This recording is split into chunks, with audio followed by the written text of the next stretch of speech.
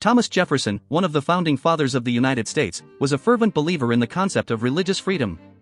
He believed that every individual should have the right to practice their own religion without fear of persecution or interference from the government or any other religious authority.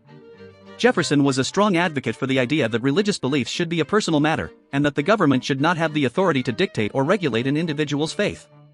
He firmly believed that religious freedom was essential for the well-being of a free society, as it allowed individuals to live according to their own conscience and beliefs.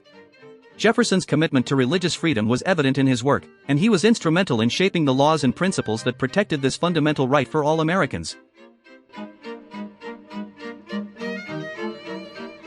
In addition to his staunch advocacy for religious freedom, Thomas Jefferson was a strong proponent of the separation of church and state. He firmly believed that the government should not be entwined with any particular religious institution, and that no single religious group should hold sway over the affairs of the state. Jefferson was deeply concerned about the potential for religious influence to corrupt the government and believed that keeping the church and state separate was essential for maintaining a fair and just society. He was adamant that government decisions should be based on reason, evidence, and the common good, rather than being swayed by religious doctrine or dogma.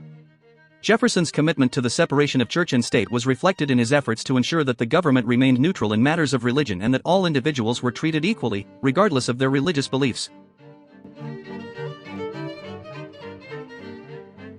Thomas Jefferson's belief in religious freedom and the separation of church and state was deeply rooted in his vision for a free and democratic society. He saw these two ideas as essential components of a society that respected the rights and autonomy of its citizens, and that upheld the principles of equality and justice for all. Jefferson's commitment to religious freedom and the separation of church and state was evident in his efforts to enshrine these principles in the laws and founding documents of the United States.